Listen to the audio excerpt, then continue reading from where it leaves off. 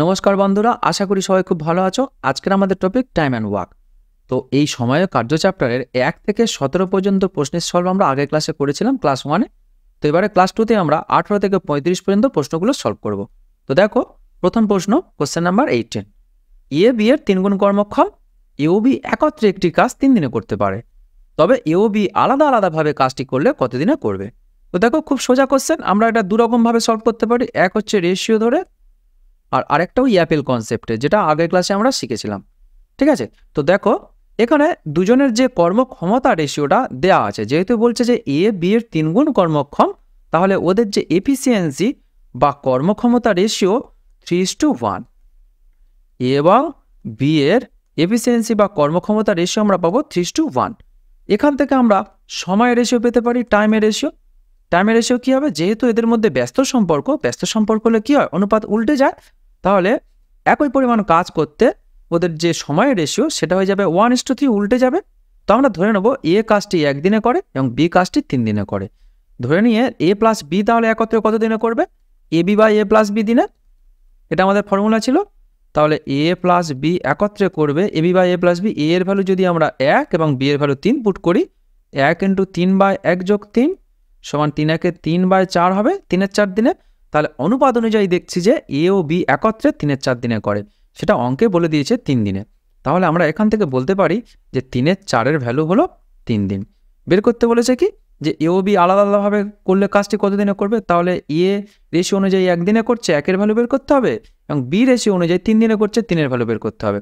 তো আমাদের প্রথম কাজ কি, 3/4 ভ্যালু যেহেতু 3, তাহলে 1-এর ভ্যালু হবে 3/3/4 সমান 3 গুণিতক 4-এর 3 হয়ে যাবে, উল্টে যাবে।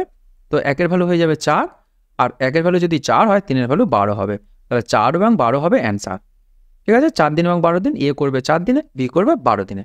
এই গেল রেশিও ধরে। আর আরেকটাভাবে আমরা সলভ করতে পারি, যেহেতু এখানে 3 গুণ কর্মক্ষম বলে দিয়েছে, তাহলে এ ও বি এর এফিসিয়েন্সি আমরা পাচ্ছি কি, এ এর এফিসিয়েন্সি হলো 3 এবং বি এর এফিসিয়েন্সি হলো 1। অর্থাৎ এ পার্টে 3টি করে আপেল খায় এবং বি পার্টে 1টি করে আপেল খায়। ঠিক আছে, তো দেখো এখানে অঙ্কে কী কী ডেটা আছে। তাহলে একত্রে এরা একদিনে কটা করে খায়? 3-একে 4টে করে। তাহলে অঙ্কে 3, 1 এবং 4-এর লসগু কি? 3-4 12, 12টা হলো টোটাল নাম্বার অফ অ্যাপেল। ঠিক আছে, সমগ্র কাজের পরিমাণ 12 ইউনিট ধরা হলো, যে 12টি আপেল খেয়ে শেষ করলে কাজটি সম্পন্ন হবে।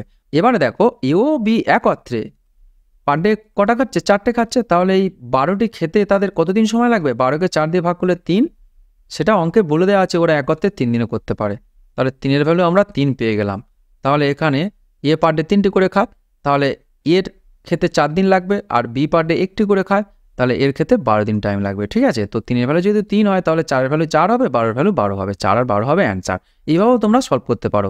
অপশান এ এখানে অ্যান্সার হচ্ছে। যাই হোক, চলো কোশ্চেন নাম্বার 19, একই প্রশ্ন। এটা তোমরা পেরে যাবে আশা করি, নিজেরা ট্রাই করে নিও। আমরা এবার সলভ করবো কোশ্চেন নাম্বার 20।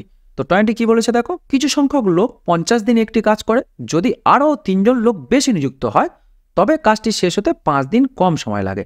তবে প্রথমে কতজন লোক ছিল? খুব সুন্দর কোশ্চেন। আমরা এখানে আগে এবং পরে দুটি ক্ষেত্রে পয়েন্ট করব, দুটো আমরা প্রথমে আগে এবং পরে। পরে যে কিসের রেশিও পেতে পারি? আমরা দিনের রেশিওটা পেতে পারি, কারণ আগে 50 দিন লাগতো আর এখন 5 দিন কম লাগে। ঠিক আছে, তাহলে দেখো এখানে দিনের রেশিও কী পাবো আমরা? 50, আর 5 দিন কম লাগে মানে কি 5 বিয়োগ হবে। তাহলে এখন 45, পরে সেটা দিনটা কমে গিয়ে 45 হবে। তো রেশিও কী পেতে পারি? কাটাকাটি করলে 5 দিয়ে কাটলে হয় 10, আর এটা হবে 9। দিনের রেশিও যেহেতু 10:9 হচ্ছে, তাহলে লোকের রেশিও কী হবে? লোক এবং দিনের মধ্যে কি সম্পর্ক? ব্যস্ত সম্পর্ক। সর্বদা লোক এবং দিনের মধ্যে হয় ব্যস্ত সম্পর্ক, এবং ব্যস্ত সম্পর্ক হলে রেশিও উল্টে বসে। দিনের রেশিও 10:9 হচ্ছে, তার লোকের রেশিও এখানে কি হবে? 9:10। অর্থাৎ ওই পরিমাণ কাজ করতে আগে যদি 9 জন লোক নিয়োগ করা হতো, এখন সেটা 10 জন লোক নিয়োগ করতে হবে। তো দেখো এখানে কতজন লোক বেশি লাগছে? অ্যাকর্ডিং টু রেশিও 1 জন লোক বেশি লাগছে। অঙ্কে সেটা কত বলে দিয়েছে? অঙ্কে বলে দিয়েছে যে আরও 3 জন লোক বেশি নিযুক্ত হয়। তাহলে আমরা এখান থেকে বলতে পারি যে 1-এর ভ্যালু হলো 3। তো বের করতে বলেছে কি, প্রথমে কতজন লোক ছিল? তাহলে 9-এর ভ্যালু হবে নিঃসন্দেহে 3 গুণ হবে, এখানে 3 গুণে 3 9 27 জন হবে অ্যান্সার। ঠিক আছে, তাহলে প্রথমে 27 জন লোক নিযুক্ত ছিল। অপশান সি এখানে রাইট অ্যান্সার হবে। আর যদি বলতো যে পরে কতজন লোক টোটাল হয়েছে, তাহলে 3 × 10 = 30 হতো অ্যান্সার। যাই হোক, নিঃসন্দেহে বুঝতে পেরেছ। চলো next question, question number 21। Most possibly একই কোশ্চেন, এবং 21 এবং 22 এই দুটো কোশ্চেনই 20-এর মতো। ঠিক আছে, এই কোশ্চেনটা যদি তোমরা ভালোভাবে বুঝতে পারো, 21 এবং 22 পেরে যাবে। ঠিক আছে, আমরা এখন সলভ করবো কোশ্চেন নাম্বার 23।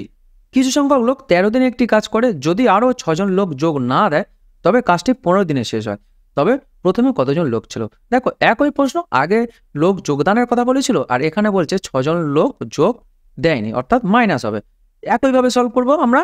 তো এখানে আমরা কিসের রেশিও পাবো? দিনের রেশিও পাবো। দেখো দিনের রেশিও আমরা এখান থেকে পেয়ে যাব। আগের দিন ছিল 13 আর এখন সেটা কত দিনে শেষ হয়? 15 দিনে শেষ হয়, সরাসরি বলে দিয়েছে। ঠিক আছে, তাই দিনের রেশিও যদি 13:15 হয় তাহলে লোকের রেশিও কত হবে? লোকের রেশিও হবে 15:13। সিম্পলি ব্যাপার, কারণ দিন এবং লোকের মধ্যে কি সম্পর্ক জানি আমরা? ব্যস্ত সম্পর্ক। ব্যস্ত সম্পর্ক হলে রেশিও উল্টে যায়। দিনের রেশিও যেহেতু 13:15 আছে, লোকের রেশিও 15:13। ঠিক আছে, তো এখানে দেখো যে দুজন লোক মাইনাস হচ্ছে, অ্যাকর্ডিং টু রেশিও দুজন লোক এখানে মাইনাস হচ্ছে। অঙ্কে সেটা কত বলে দিয়েছে? অঙ্কে বলে দিয়েছে যে 6 জন লোক যোগ দেয়নি। তাহলে আমরা বলতে পারি যে 2 এর ভ্যালু হলো 6। ঠিক আছে, তাহলে প্রথমে কতজন লোক ছিল? তার 2 এর ভ্যালু যদি 6 হয়, এখানে 3 গুণ হচ্ছে, বের করতে হবে 15 এর ভ্যালু, কারণ প্রথমে অ্যাকর্ডিং টু রেশিও 15 জন ছিল, তো এখানে 3 গুণ হলে হবে 3×15 45। ঠিক আছে, তো দেখো অপশান ডি হবে এখানে অ্যান্সার। নিঃসন্দেহে বুঝতে পেরেছ, একই প্রশ্ন ওইগুলোর মতো। তো 23-এর মতো আমরা পাচ্ছি, 24 এবং 25 একই প্রশ্ন পাচ্ছি। ঠিক আছে, তো 24-25 নিজেরা ট্রাই করে নাও। আমরা এখন সলভ করবো 26। এ একটি কাজ 20 দিনে, বি ওই কাজটি 25 দিনে শেষ করে। খুব ভালো কথা, 5 দিন কাজ করার পরে এ চলে যায়, তবে বাকি কাজ বি কত দিনে শেষ করবে? এটা অ্যাপেল কনসেপ্টে করলে সবচেয়ে সুবিধা হয়। তো দেখো অ্যাপেল কনসেপ্টটা কি ছিল না, যে দিনগুলো থাকবে এদের লসগুটা করে আমরা সেটা টোটাল ওয়ার্ক ধরে নেবো বা টোটাল নাম্বার অফ অ্যাপেল ধরে নেবো। 20 এবং 25-এর লসগু কত? লসগু 100। তাহলে 100টাকে আমরা যদি মোট আপেল সংখ্যা ধরে নিচ্ছি, মোট আপেল, অর্থাৎ 100টি আপেল খেয়ে শেষ করলে সমগ্র কাজটি সম্পন্ন হবে। ঠিক আছে, তাহলে এ সেটা কদিনে খায়? এ সেটা 20 দিনে খায়, 20 ডেজ। আর বি খায় 25 দিনে, বি খায় 25 দিনে। তো দেখো তাহলে ওদের এফিসিয়েন্সি কত? এ 20 দিনে 100টি আপেল খায়, তাহলে পার ডে কটা করে খায়? 5টা করে খায়। এই পার ডে ওয়ার্কটাই হলো এফিসিয়েন্সি। পার ডে সে 5টা করে খাচ্ছে এবং এ পার ডে 4টে করে খাচ্ছে। তো দেখো 5 দিন কাজ করার পরে এ চলে যায়, তাহলে এ ওই যে 5 দিনে, এ 5 দিনে কটা খেয়েছে? এ পার ডে যদি 5টা করে খায়, 5 দিনে নিঃসন্দেহে 5 × 5 = 25টা খেয়েছে সে, 25টা খেয়েছে। তাহলে বাকি থাকছে কটা? বাকি থাকছে 75টা। তো 75টা কে খেয়ে শেষ করবে? বি শেষ করবে। তাহলে বি পার ডে যদি 4টে করে খায়, তাহলে 75টি খেতে কত সময় লাগবে? কারণ আমরা টাইম সমান কি জানি? টোটাল যে ওয়ার্ক বা এফিসিয়েন্সি। ঠিক আছে, তার টোটাল ওয়ার্ক এখানে বাকি আছে 75 আর ওর এফিসিয়েন্সি 4। পার ডে 4টে করে খায়, তাহলে 75কে 4 দিয়ে ভাগ করলে আমরা অ্যান্সার পেয়ে যাব। তো এখানে 4 18 হয় 72 আর 3 পড়ে থাকে, তাহলে 18 × 3 = 4 দিন হবে অ্যান্সার। অপশান এ এখানে অ্যান্সার হবে। নিঃসন্দেহে বুঝতে পেরেছ।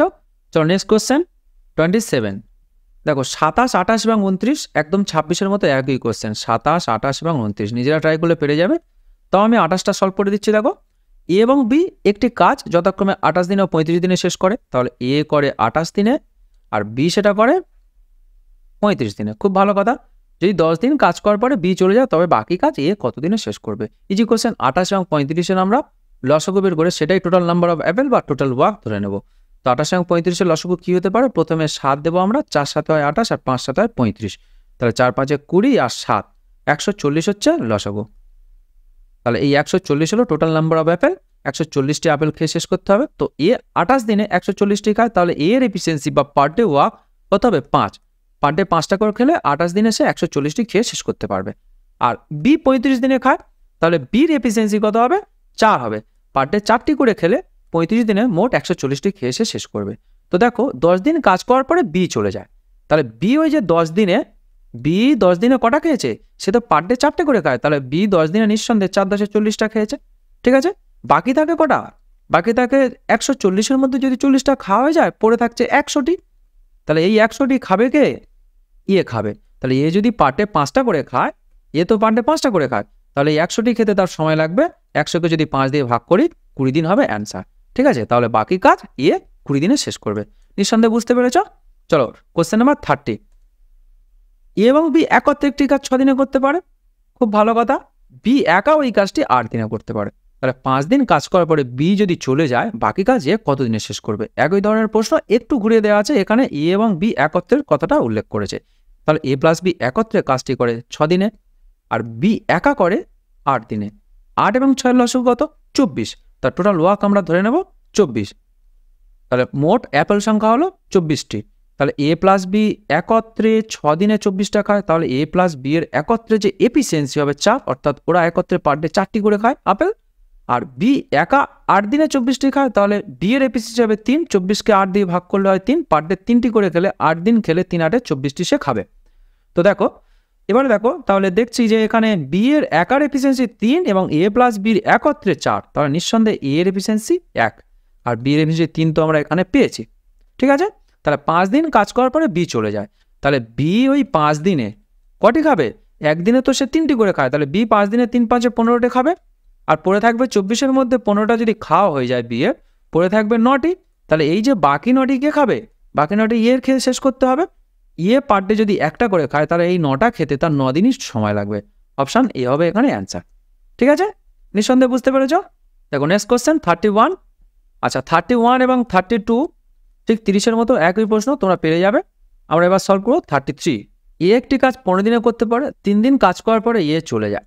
বাকি কাজ বি 8 দিনে শেষ করে, তবে বি একা ওই কাজটি কত দিনে শেষ করবে? দেখো 33, 34 এবং 35 একই কোশ্চেন। ঠিক আছে, একটা যদি ভালো করে বুঝে নাও বাকি দুটো পেরে যাবে। তো কোশ্চেন 33টা সলভ করা হচ্ছে। দেখো খুব সুন্দর একটা প্রসেসে আমরা করব, কনসেপ্টটা কিন্তু বোঝা জরুরি। ঠিক আছে, দেখো এ একটি কাজ 15 দিনে করতে পারে, 3 দিন কাজ করার পরে এ চলে যায়। বাকি কাজ বি 8 দিনে শেষ করে। তো দেখো এর তো 15 দিনের কাজ ছিল, এর কত দিনের কাজ ছিল? 15 দিনের কাজ ছিল।